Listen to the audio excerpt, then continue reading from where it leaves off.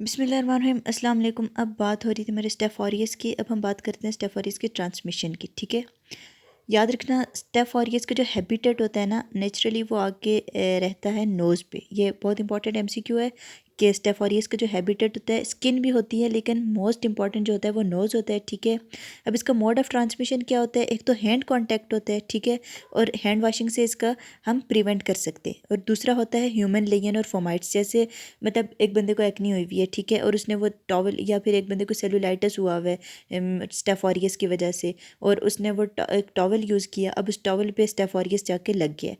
अब वही टॉवल अगर कोई दूसरा बंदा यूज़ करेगा तो स्टेफ ऑरियस उस तक भी पहुंच जाएगा। तो इस तरह से ह्यूमन लेगियन और फोमाइट से ये ट्रांसमिट होता रहता है एक बंदे से दूसरे बंदे में। अब प्री डिस्पोजिंग जो फैक्टर्स होते हैं वो एक तो डायबिटीज़ होती है, ठीक है, इम्यूनिटी कम हो तो स्टेफ ऑरियस के इन्फेक्शन के चांसेस बहुत ज़्यादा बढ़ जाते हैं। क्रॉनिक ग्रेनुलोमेटस डिजीज़ हों तो स्टेफ ऑरियस के चांसेस बढ़ जाते हैं। और फॉरेन बॉडी जैसे सूचर्स हों, जैसे आईवी कैथेटर्स वगैरह हों, तो इन सब ये सारे प्री डिस्पोजिंग फैक्टर होते हैं स्टेफ ऑरियस के इन्फेक्शन की वजह की। अब हम बात करते हैं इसकी पैथोजेनेसिस की। अच्छा बच्चों, याद रखना स्टेफ ऑरियस जो होता है ना वो दो तरह की डिजीज़ कराता है। एक वो कराता है टॉक्सिन मीडिएटेड और एक वो कराता है पायोजेनिक डिजीज़। अब जो वो टॉक्सिन मीडिएटेड डिजीज़ कराता है ना, वो कुछ टॉक्सिन प्रोड्यूस कराते हैं। अब क्योंकि ये ग्रेम पॉजिटिव है, याद रखना जो ग्रेम पॉजिटिव होते हैं वो एंडोटॉक्सिन कभी प्रोड्यूस नहीं करते। ग्रेम पॉजिटिव सिर्फ एक्सोटॉक्सिन प्रोड्यूस कर सकते हैं, जबकि ग्रेम नेगेटिव जो है वो एक्सोटॉक्सिन भी प्रोड्यूस कर सकते हैं और एंडोटॉक्सिन भी। अब ये तीन तरह की डिजीज़ कराते हैं। सबसे पहले हम बात करते हैं फूड पॉइजनिंग की। ठीक है, अब जो फूड पॉइजनिंग में जो हमारे पास जो टॉक्सिन है वो इंटेरोटॉक्सिन है। ठीक है, अब इंटेरोटॉक्सिन का जो फंक्शन होता है वो as a superantigen act करता है। अब सुप्रा एंटीजन से क्या मुराद है?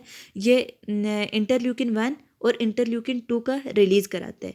मैक्रोफेजिस से इंटरल्यूकिन 1 रिलीज़ कराता है मैक्रोफेजिस से, और इंटरल्यूकिन 2 रिलीज़ कराता है हेल्पर टी सेल से। अब होता क्या है, अब इसने ये कर लिया, ये रिलीज़ करा दी। अब होता ये है कि अब याद रखना है जो हमारे पास स्टेफ ऑरियस की फूड पॉइजनिंग है ना, उसमें वॉमिटिंग बहुत ज़्यादा प्रोमिनेंट होती है as compare to diarrhoea. Diarrhoea कम होता है, वॉमिटिंग ज़्यादा होती है। अब जो हमारे पास,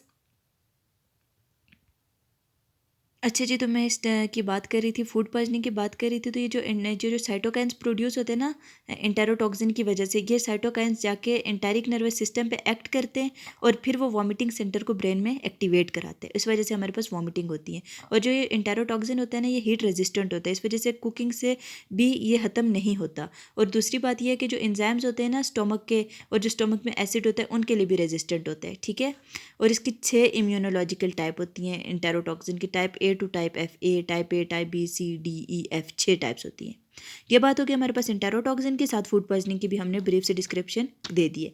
अब हम बात करते हैं टॉक्सिक शॉक सिंड्रोम टॉक्सिन की। जो टॉक्सिक शॉक सिंड्रोम टॉक्सिन है वो टॉक्सिक शॉक कराता है। टॉक्सिक शॉक क्या होता है ये हम आगे बताएंगे।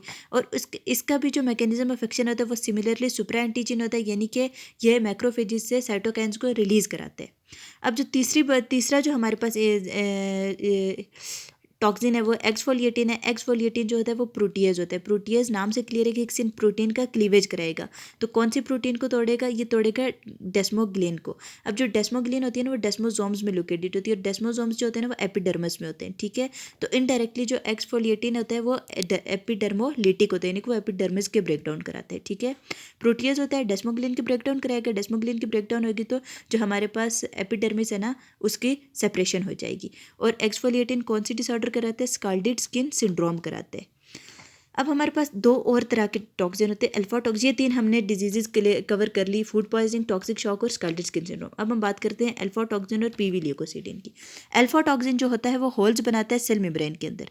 जब होल्स बनेंगे तो अंदर जो हमारे पास सब्सटेंसेस होंगे वो लीक आउट हो जाएंगे बाहर, और सेल का डैमेज हो जाएगा। सिंपल सी बात है। दूसरा जो हमारे पास है वो पीवी ल्यूकोसिडिन है। पीवी ल्यूकोसिडिन क्या करता है? पोर फॉर्मिंग टॉक्सिन होता है, वो भी पोर्स बना देता है। वो मेनली किसको किल करता है? डब्ल्यूबीसीज को किल करता है। ठीक है, डब्ल्यूबीसीज के मेम्ब्रेन में पोर बनाएगा और इस तरह से डब्ल्यूबीसीज किल हो जाएंगे। अब क्या कराता है? जिन जो हमारे पास जो स्ट्रेन्स पीवी ल्यूकोसिडिन प्रोड्यूस कराते हैं वो मेनली कराते हैं नेक्रोटाइजिंग न्यूमोनिया कराते हैं, स्किन और सॉफ्ट टिश्यू का इन्फेक्शन कराते हैं। ठीक हो गया।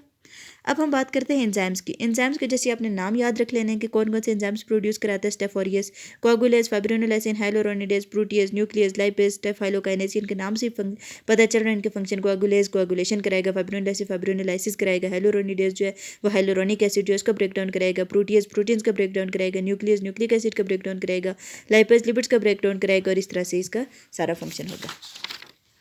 अब हम बात करते हैं आगे इसकी डिजीज़ की। डिजीज़ मेरे ख्याल में हम नेक्स्ट वीडियो में करते हैं।